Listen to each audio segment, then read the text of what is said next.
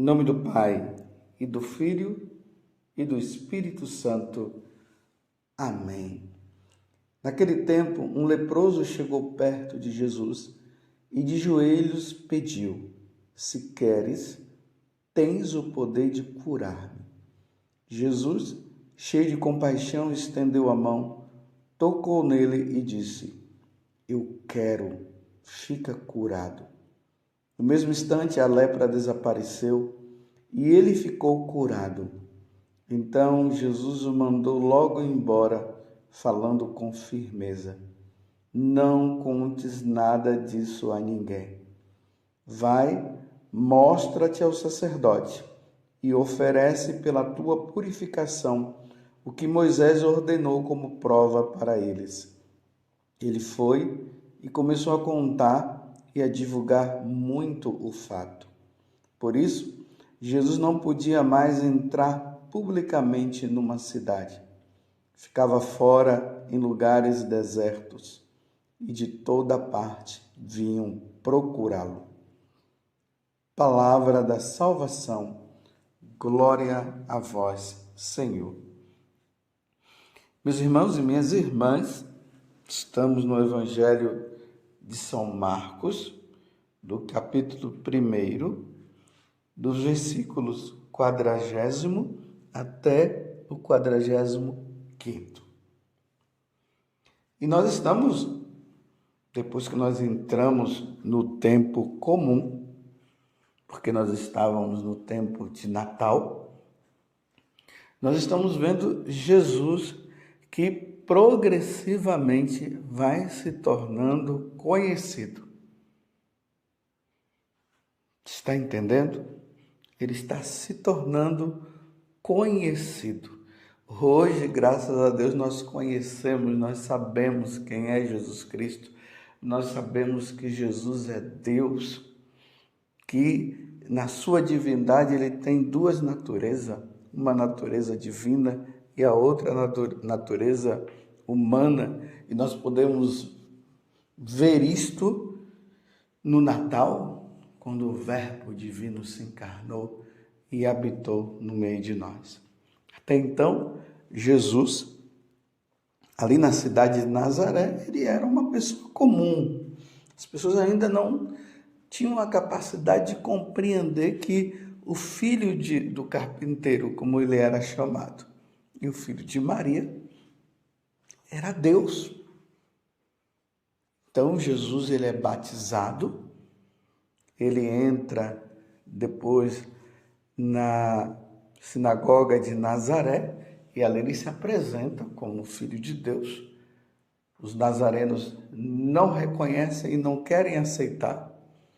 Eles não aceitam. Jesus é expulso da sinagoga, expulso da cidade. Eles queriam matar Jesus. Jesus vai para Cafarnaum. Ao chegar em Cafarnaum, Jesus entra agora na sinagoga de Cafarnaum. Tinha um homem que estava possuído por um diabo. E pelo visto ali, não era só um demônio que estava no corpo dele, eram vários, porque quando ele viu Jesus, ele falou: O que tu queres conosco? Jesus expulsa aquele diabo, aqueles demônios, e aí a fama dele começa a se espalhar. Ele sai da sinagoga, entra na casa de Pedro, cura a sogra de Pedro que estava com febre, e multidões e multidões, pessoas começam a ir levar doentes para que Jesus pudesse curar. E nesta situação que Jesus estava, Jesus começa a perceber que ele precisava também rezar. E nós vimos Jesus que de madrugada vai rezar. E depois ele continua, os apóstolos, os discípulos vêm e começam a dizer para ele: Olha, Senhor, as pessoas te procuram. Aí Jesus disse: Não, agora eu preciso ir para outros lugares. E agora ele se depara com um leproso. A A situação de lepra no tempo de Jesus não era uma coisa tão fácil assim. Não existia cura assim para essa doença. Então os leprosos, eles ficavam longe da sociedade. Eles não podiam conviver com outras pessoas. Eles viviam em cavernas, eles viviam em grupos entre eles, de leprosos. Eles eram obrigados a carregar um sino no pescoço. Isso era uma indicação de que era um leproso. E se visse alguma pessoa que não estava nessa condição, eles tinham que gritar lepra para as pessoas irem embora. Eu fico imaginando, meus irmãos, aquelas mães que não podiam ter contato com os seus filhos, porque a lepra era contagiosa. Está entendendo? Que situação difícil. E para eles voltar ao convívio, se chegassem à cura, precisavam ir diante do sacerdote, para o sacerdote ver que realmente a pessoa estava curada, e aí ele emitia um certificado dizendo que aquela pessoa estava curada e que poderia voltar de novo ao convívio. É por isso que Jesus fala, diante dessa cura que ele fez a esse leproso, Jesus diz para que ele possa ir ao sacerdote, para o sacerdote emitir essa nota dizendo para ele que ele estava bom. Assim era a lepra. Se a pessoa não cuidasse e não se curasse, ela morria. Então, uma pessoa que estivesse com lepra, ela já sabia, ela estava fadada a morrer. É igual hoje quando se ouve falar de uma pessoa que está com câncer. A pessoa está com câncer e imediatamente ela já pensa nisso. Ela já pensa que vai morrer. Assim era na sociedade, no tempo de Jesus, em relação à lepra. Graças a Deus, hoje a lepra já tem meios que são usados para a cura, o câncer também, né? Hoje a pessoa que está com câncer, ela é curada também. Mas no tempo de Jesus não era assim. Então vejam só, esse leproso, ele foi muito corajoso. Ele, sabendo da fama de Jesus, o que foi que ele fez? Ele foi ao encontro do Senhor. Ele não podia ir ao encontro de ninguém. Ele tinha que fugir das pessoas, as pessoas precisavam fugir dela. Mas ele vai, e é ali que, no momento que ele se encontra com Jesus, ele diz para Jesus, ele se coloca de joelhos. Isso significa o reconhecimento do poder de Jesus, o reconhecimento de que Jesus é o Senhor, é Deus. E aí ele diz, se queres, tens o poder de curar-me. Aí Jesus olha para ele cheio de compaixão, estende a mão, toca nele e diz, eu quero, fica curado. E no mesmo instante, a lepra desapareceu e ele ficou curado. Qual o ensinamento espiritual para nós diante desta passagem do Evangelho? Meus irmãos, a lepra é o pecado. E aqui, meus irmãos, é qualquer tipo de pecado. A lepra é isso. Assim como a lepra destrói o corpo, apodrece o corpo, levando a pessoa à morte, a mesma coisa, meus irmãos, é o pecado. O pecado, ele destrói a alma. Está entendendo? O pecado destrói a alma. A lepra da alma é o pecado. A única forma de sermos curados do pecado é de nós irmos ao encontro do Senhor e pedirmos perdão e dizer ao Senhor: Senhor, eu estou com esse pecado e eu não quero mais viver com ele. Me perdoe, Senhor. Me perdoe. Então Jesus, ele tem compaixão do pecador arrependido. E olhe bem o que eu estou falando. Jesus tem compaixão do pecador arrependido e que pede perdão a ele. Então Jesus vai lá e dá o perdão.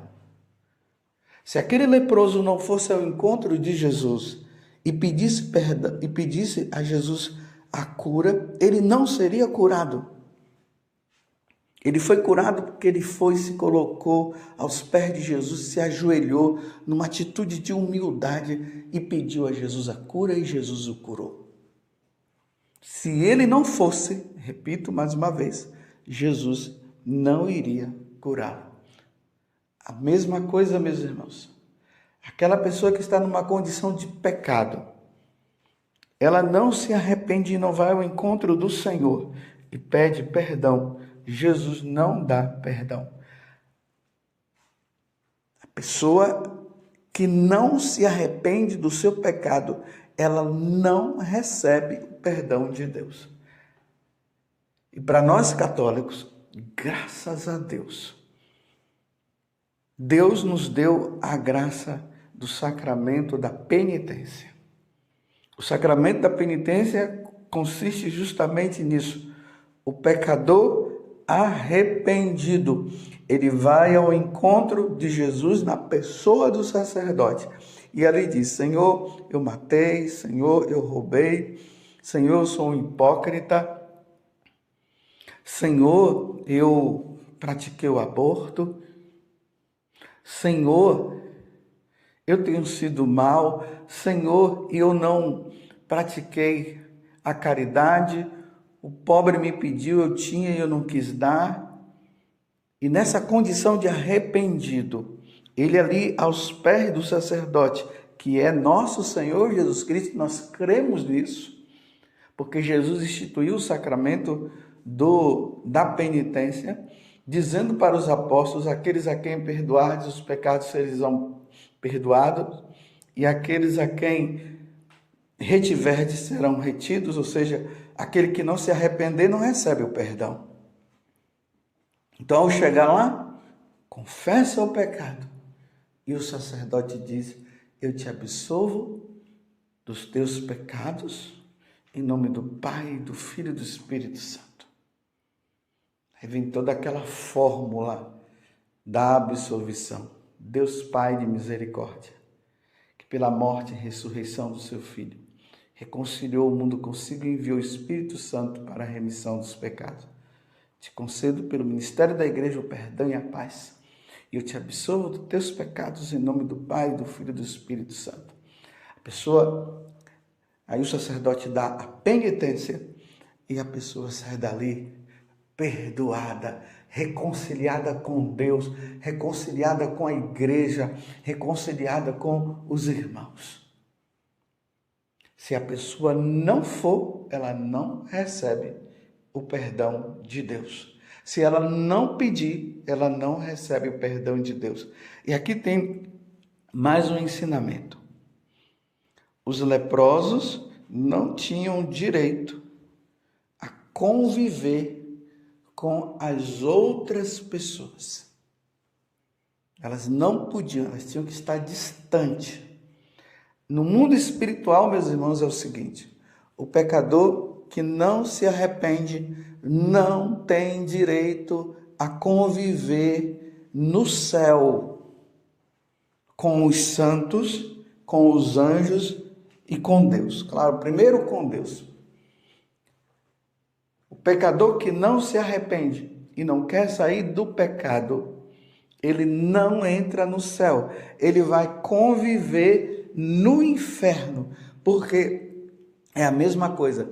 Aqueles que não eram curados, eles tinham que conviver com leprosos. Leprosos com leprosos. Essa situação dolorosa. Mas o curado estava com os sãos. Então, o pecador que não se arrepende, o convívio dele vai ser com os outros no inferno. Essa é a verdade, meus irmãos. Aceitando ou não, essa é a verdade. O pecador que não se arrepende dos seus pecados, ele não vai conviver com os santos, ele não vai para o céu, ele não vai conviver com Deus. O pecador arrependido, ele vai para o céu. O pecador que se arrepende dos seus pecados e sai dali com o propósito de não pecar mais, ele vai para o céu. Essa é a verdade. Você está compreendendo? Então não vem com essa história de dizer, não, Deus é misericordioso, Deus veio para os pecadores. Sim, venham com essa história, me desculpe, eu me corrigi. Venham com essa história mesmo, que Jesus veio para os pecadores e que ele é misericordioso. Mas ele só vai ter misericórdia do pecador arrependido. O pecador que não se arrepende, não tem como Deus ter misericórdia, porque ele não quer se arrepender do pecado. E uma vez que ele não quer se arrepender do pecado, não quer sair do pecado, como é que Deus vai exercer a misericórdia? Como é que Deus vai perdoar uma pessoa que não quer sair do seu pecado? E aí ela fica dizendo aquele vitimismo, Deus é amor, Deus é misericórdia. Sim, mas não quer sair do pecado, como é que Deus vai te dar o perdão? Se você não vai para o confessionário, como é que Deus vai te dar o perdão? Você entendeu? E ainda, meus irmãos, que eu fosse até você, ou melhor, que você fosse até a minha pessoa, a qualquer sacerdote, e você fosse ali, e então, padre, o senhor me conceda aí alguma bênção e tal, mas você não quer o perdão, você não quer se arrepender do pecado, você não quer sair do pecado, não tem como Deus te dar o perdão. É por isso que no confessionário, se a pessoa vai e ela não quer sair do pecado, não tem como o padre absolver. E ainda que o padre absolva, o padre chega lá e dá o perdão, a pessoa não quer sair do pecado. Aí o padre dá o perdão, ou dá a absolvição, não tem validade nenhuma. Você está entendendo? Não tem validade nenhuma. É preciso que haja o arrependimento, que é mostrado ali quando o leproso, ele chega diante de Jesus e ele diz, Senhor, ele ainda diz assim, se queres, pode me curar. Ele estava querendo ser curado. Ele ainda foi de uma humildade muito grande. E Jesus disse, tá, eu quero, porque ele queria. Então ele foi curado. Então se uma pessoa vai pedir perdão, vai para o confessionário. E ele diz assim, Padre, me absolva desse pecado.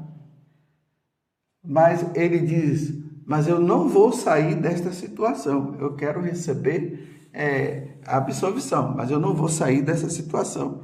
Então não tem como perdoar, não tem como absolver. A vida católica não é um teatro, não é uma brincadeira. Nós não podemos viver um catolicismo do faz de conta. Faz de conta. Não, no catolicismo não tem o faz de conta. No catolicismo, ou é ou não é, porque foi assim que Jesus disse. Que o seu sim seja sim, que o seu não seja não. O resto vem do maligno. Se a pessoa não tem e não quer o arrependimento, ela não quer sair da situação do pecado, não tem como absolvê-la. Você está entendendo? Essa é a verdade. Só entra no céu quem se arrepende do pecado, pede perdão e é absolvido. Quem não pede perdão, não se arrepende, não pede perdão e não tem propósito nenhum de sair daquela vida, não tem como entrar no céu. Você entendeu? Essa é a verdade. Ela jamais será mudada. Não tem como mudar. E ainda que eu quisesse mudar, Deus não mudaria. Porque o princípio, e esse princípio é um princípio eterno, só entra no céu o pecador arrependido, que pede perdão e sai do pecado. Se ele quer pedir perdão, ou melhor, se ele quer receber uma absolvição, mas não sai da situação que ele está, não entra no céu. Essa é a verdade.